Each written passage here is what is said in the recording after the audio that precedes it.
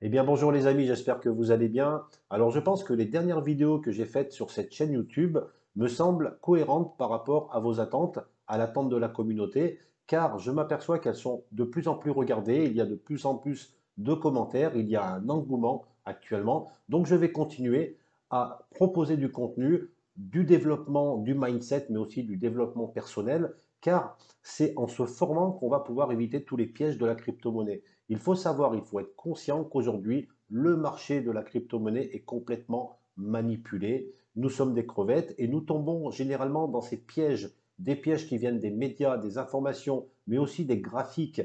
Il ne faut pas tomber dans ces pièges et pour cela, il faut vraiment se poser, se former, développer la première variable qui fait qu'un investisseur est intelligent, c'est son état d'esprit, c'est son mindset. Il va falloir le développer et pour cela, il faut se former. Je me suis formé depuis longtemps, j'aime me former, je passe mon temps à me former. Pour résumer, j'ai un master en finance, j'ai fait mes armes dans la finance traditionnelle, le forex, la création de portefeuilles, en particulier sur les index. J'ai fait des stratégies sur les momentum, mais aussi sur des portefeuilles un peu plus stables. Et tout cela, je l'ai fait grâce à des formations que j'ai suivies. Et lorsqu'on tombe dans une bonne formation, généralement, on nous fait travailler le mindset avant tout, l'état d'esprit qu'un investisseur doit avoir. Et c'est par rapport à ce développement personnel qu'on peut par la suite appliquer une stratégie solide. Mais je ne pense pas que ce serait productif si je te faisais une série de vidéos pour t'expliquer comment te comporter, quel doit être ton mindset et comment développer ton esprit pour être un bon investisseur. Cela serait plutôt indigeste et je pense que ça serait non productif. Par contre, faire des vidéos en choisissant certains actifs, comme par exemple le Luna classique, le token XRP, mais il y en a plein encore, et en ajoutant dans chaque vidéo des touches de mindset, de savoir comment durer un projet, je pense que ça peut être bien plus productif à la longue. Alors j'ai pris l'exemple de Terra Classic et de XRP, mais tu sais très bien, si tu me suis depuis longtemps, que je ne suis pas là pour te conseiller d'acheter un token. Pourquoi je me sers de ces actifs? Parce que finalement, ils ont la même histoire. XRP et Terra ont connu la gloire, ils ont ensuite connu l'enfer, donc Terra qui a complètement sombré et XRP qui a été attaqué par la SEC. Et là, actuellement, ils sont en train de renaître de leurs cendres. Donc c'est vraiment des cas d'école avec des pumps et des dumps et peut-être de nouveau des pumps qu'on peut étudier. Mais bien entendu, je ne vais pas me limiter seulement à ces actifs, car sur cette chaîne, j'aime bien parler des actifs qui sont dépréciés, ce qui veut dire que la valeur actuelle d'un token est dévaluée par rapport à sa valeur théorique. Alors bien entendu, je ne parle pas de trading, mais plutôt d'investissement long terme en DCA sur des actifs qui sont dépréciés. Et nous parlerons dans les prochaines vidéos de ces actifs, mais pas dans le but de te les présenter seulement, mais pour te montrer les variables qui sont importantes pour que tu puisses toi-même te faire ta propre conclusion. N'oublie pas que c'est ton argent que tu vas investir. Bienvenue sur la chaîne Tutok. Dans cette vidéo, nous allons faire le point sur la taxe burn de Terra Classic. Et en fin de vidéo, si j'ai assez de temps, nous décoderons les informations du projet XRP. Mais en attendant, je vais répondre à quelques questions qui me sont posées en commentaire de la chaîne YouTube. C'est normal que je réponde à la communauté et régulièrement dans mes vidéos, je répondrai à quelques commentaires. Donc si tu as des questions à poser, pense à les mettre en commentaire et peut-être que je les choisirai pour y répondre directement. Allez, on passe directement sur les commentaires YouTube. Allez, premier commentaire de Curie3. Tu viens de gagner un abonné, très bonne analyse. Ben, merci Curie3, un abonné de plus. Alors, encore une fois, j'en profite pour dire que les abonnés, c'est important pour la chaîne pour qu'elle puisse se développer. C'est important pour moi pour pouvoir accéder à certaines informations qu'aujourd'hui je n'ai pas. Je suis encore un petit YouTuber, j'ai environ 6000 abonnés. C'est trop peu pour pouvoir accéder à certaines conférences. C'est trop peu pour pouvoir intéresser certains acteurs de l'écosystème. Donc, il va falloir continuer, il faut monter. Je vais vous rappeler régulièrement qu'il faut s'abonner, liker et mettre des commentaires, tout simplement pour que la chaîne soit plus visible. Alors là, il y a beaucoup de commentaires sur le giveaway que j'ai fait sur le NFT Yakuza Oyabun à gagner. Donc c'est souvent ça, lorsqu'on fait des giveaways, effectivement, ça attire beaucoup de monde. Mais attirer du monde, c'est très bien. Par contre, je sais qu'il va falloir que je fasse de plus en plus des vidéos de qualité. Plus il y aura de monde sur la chaîne, plus la communauté sera grande et plus j'aurai la pression pour délivrer encore plus des contenus de qualité, ce qui me paraît normal. Alors, Iron Ben qui me dit « Ne croyez pas tout ce que vous entendez, Élysée. La patience est la clé. Soyez non manipulables. Ne faites confiance à personne. Et surtout, croyez en vous-même. » Bravo, Iron. Bah, effectivement, c'est du mindset. Je suis complètement d'accord avec toi. Il faut pondérer toutes les informations que l'on lit, que ce soit sur Twitter, sur les différents médias. Comme tu dis, il ne faut faire confiance en personne. C'est votre argent. Et je dirais même que mes propos doivent être aussi pondérés. Néanmoins, cela n'empêche pas d'être à l'écoute de la communauté, de récupérer les informations et de les croiser. Voilà. Merci Iron pour ton commentaire. John72 qui me dit « Mais on s'en fout de Do Kwon. Les gars, on s'en fout. Arrêtez de lier Lunce. Stop, stop et stop. » Oui, je l'ai déjà dit. Alors je vais le répéter. Do Kwon n'est aujourd'hui pas du tout le boss de Terra Classic. En effet, Do Kwon a une société qui s'appelle Terra Lab et ils ont construit la nouvelle blockchain Terra 2. Donc effectivement, les problèmes de justice de Do Kwon ne doivent pas normalement interagir sur Terra Classic. Sauf qu'il y a quand même une confusion sur Terra 2 et Terra Classic et que beaucoup de gens font l'amalgame entre les deux. Donc ce qui arrive aujourd'hui à Do Kwon, eh bien, il y aura forcément des répercussions sur Terra Classic. Un commentaire de Crypto Addict 1312 qui me dit « Bonjour Tutok, la vidéo est très bien, cependant, tu aurais pu choisir un autre projet car on ne peut pas être pour les cryptos et être pro XRP. XRP est tout sauf une crypto, c'est la crypto des banques qui l'ont créée justement pour contrer les autres cryptos et notamment le BTC, mais pas que. » Alors, Crypto Addict, j'en ai parlé, j'ai dit que effectivement le projet XRP est un projet controversé. Effectivement, il est centralisé. Les validateurs sont choisis minutieusement par la société Ripple. Généralement, c'est des banques ou des institutions financières. Alors effectivement, ce projet XRP n'a rien de décentralisé. Il ne respecte pas la philosophie de la crypto-monnaie. Et si cela te pose un problème de principe, il ne faut surtout pas rentrer dans ce type de projet. En effet, lorsque tu investis dans un projet, il faut mieux qu'il soit compatible avec tes principes. Comme cela, tu ne seras pas FOMO, tu resteras dans ton projet parce que tu y crois, il est lié directement à tes croyances et tu ne vendras pas sur une simple news. C'est quand même important de choisir un projet qui épouse ses convictions. Et c'est pour ça que chacun va investir suivant ses propres croyances. Mais pour une autre personne qui aime la crypto, mais qui n'a pas comme premier critère la décentralisation, ce projet est tout à fait louable. C'est quand même un projet crypto-monnaie. C'est un projet qui a du potentiel. On l'a vu dans la vidéo précédente. J'en parlerai aussi en fin de cette vidéo. Donc cela reste un projet crypto-monnaie, même si il est vrai, je suis d'accord avec toi, Crypto Addict, que ce n'est pas du tout un projet décentralisé. Un autre commentaire de Aristide Dohou, toujours sur XRP. Donc, merci infiniment, Tutok. Je viens maintenant de bien comprendre le projet XRP. Alors, n'aie crainte, nous allons continuer à parler de ce type de projet.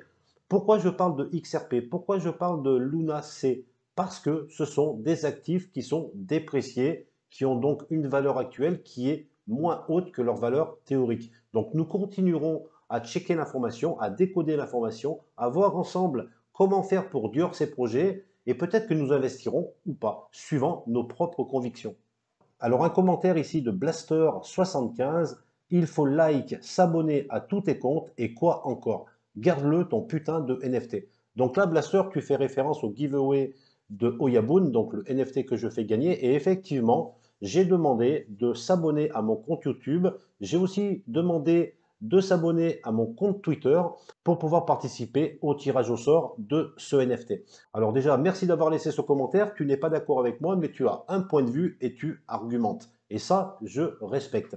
Donc effectivement, je demande à tout le monde de s'abonner à mes différents comptes, car aujourd'hui, encore une fois, pour pouvoir avoir une visibilité, il faut avoir des abonnés. Blaster, ce que je peux te dire aujourd'hui, c'est que je travaille environ 10 heures par jour, week-end compris, pour créer du contenu sur ma chaîne YouTube. Donc bien sûr, dans ces heures, il y a la recherche des informations, des calls que je peux faire avec des teams, le travail aussi de recherche.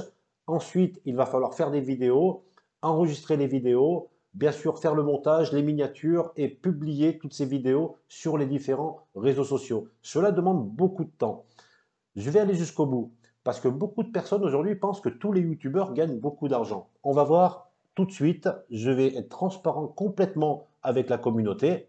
Donc tu peux voir ici que j'ai actuellement 6169 abonnés. Et voici ici mes revenus estimés pour une période de 28 jours. Donc là, en 28 jours, j'ai dû faire environ 25 vidéos. 104,56 €.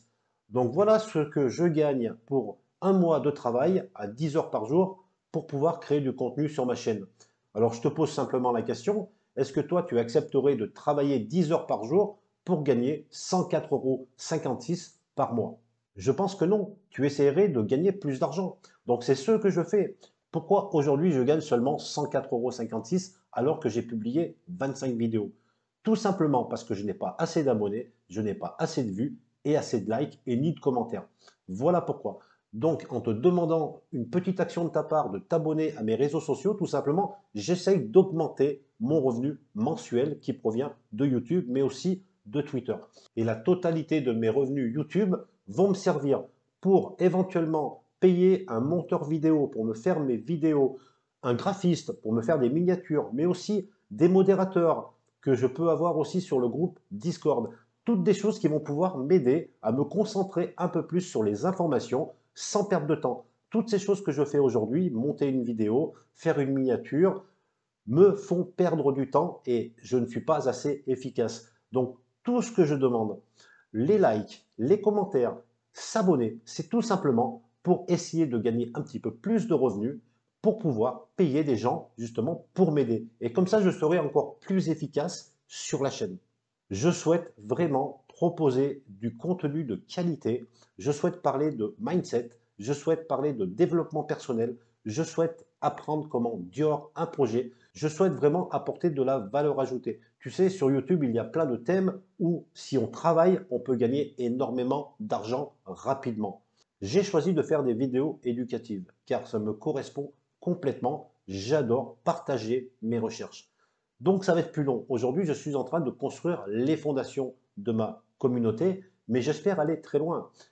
Mon objectif en termes d'abonnés est de 200 000. J'espère atteindre 200 000. Je ne sais pas encore quand, je n'ai pas de deadline. Par contre, j'ai des stratégies pour y arriver.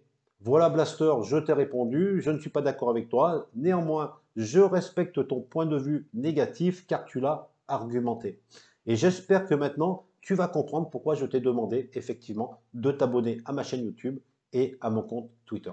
Allez, on va arrêter les commentaires et on va passer au cœur de la vidéo et on va parler de Terra Luna Classic et la taxe burn. Alors, ce qui m'intéresse vraiment aujourd'hui, c'est la taxe burn qui doit être mise en place le 20 septembre. Donc, ce n'est pas vraiment une date, c'est surtout au niveau d'un bloc. Donc, ça peut être le 20, comme ça peut être le 21. Néanmoins, sur la plupart des médias, ils ont annoncé la taxe burn de 1,2% sera mise en place on-chain le 20 septembre. Donc, la news arrive le 20 septembre. Donc, l'intérêt, c'est de voir comment une news peut influencer le cours d'un token. Alors, ce que j'ai fait, j'ai pris une copie d'écran, c'est ce que tu vois actuellement.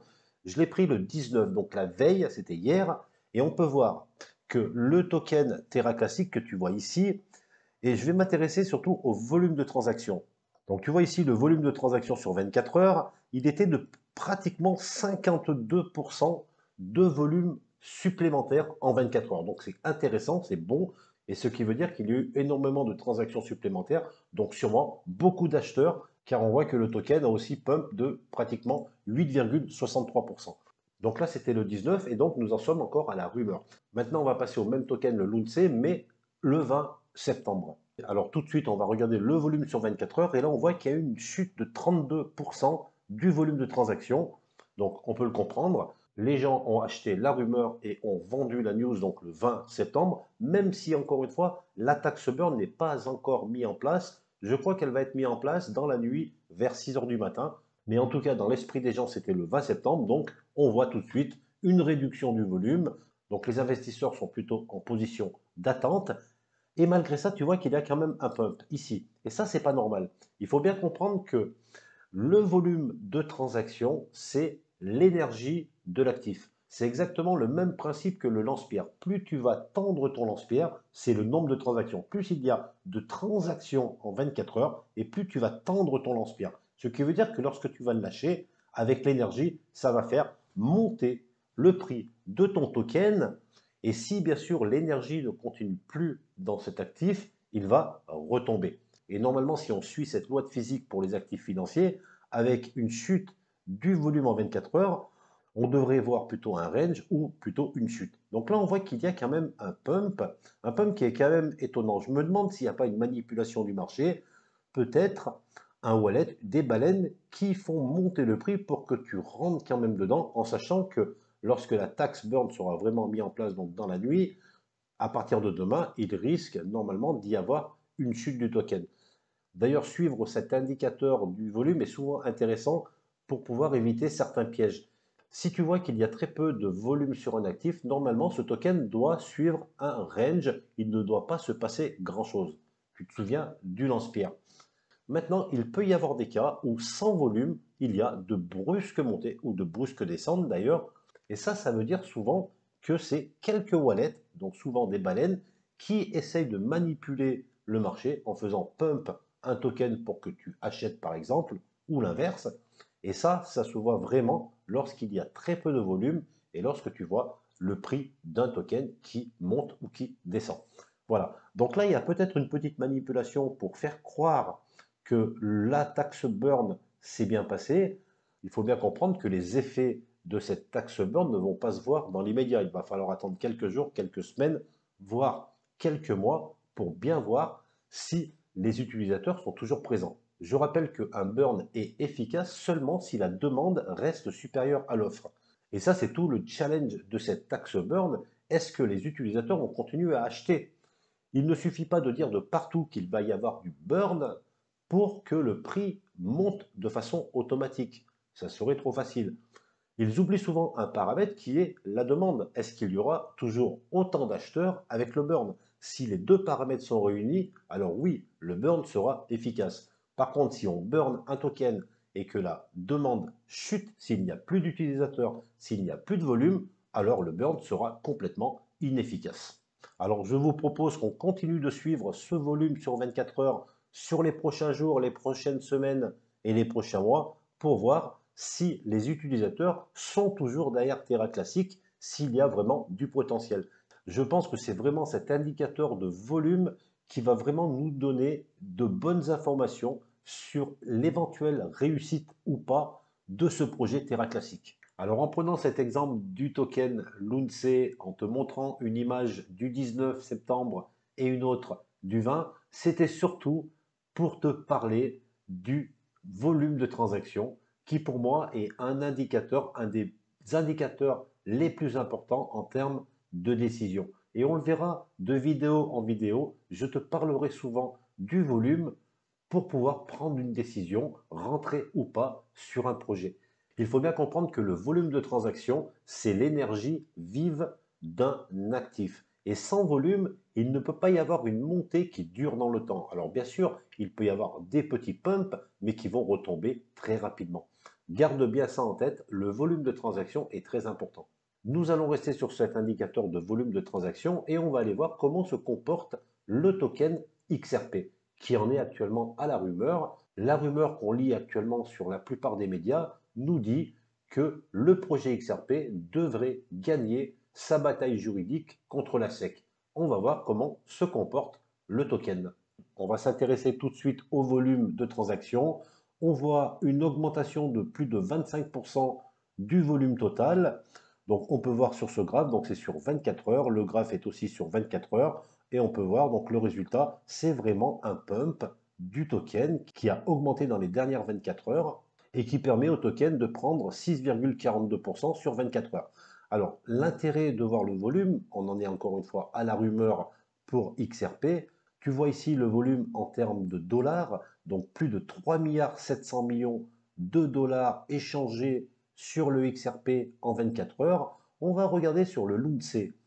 Tu vois que le volume de transaction sur le Terra classique est de 572 millions de dollars. Donc il n'y a pas photo, le XRP aujourd'hui, dans cette situation de rumeur, attire des investisseurs, le volume est là, le token est en train de monter, il ne s'agit pas d'une manipulation, mais bien d'un intérêt des investisseurs.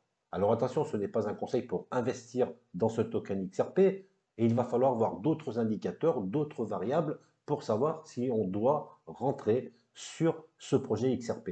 Pour le moment, si je te parle de ce token, c'est surtout pour mettre en place le volume de transactions pour bien que tu comprennes l'importance de cet indicateur. Car il va falloir s'intéresser à d'autres paramètres qui sont le market cap et surtout le market cap dilué. Mais ceci, je t'en parlerai dans d'autres vidéos en prenant des exemples comme on vient de faire avec le token LUNCE et le token XRP. Voilà, j'espère que cette vidéo t'a plu, que le contenu va être utile. On commence à mettre en évidence l'importance de cet indicateur du volume, mais on a vu aussi l'importance du burn. Le burn est important seulement si on continue à attirer les investisseurs. Il faut des pressions acheteuses, il faut une demande supérieure à l'offre pour qu'un burn soit efficace. Je te rappelle de me donner de la force en likant cette vidéo, en mettant un commentaire, en t'abonnant si ce n'est pas encore fait. Sur ce, je te dis à très vite pour de nouvelles vidéos sur la chaîne Tutoc.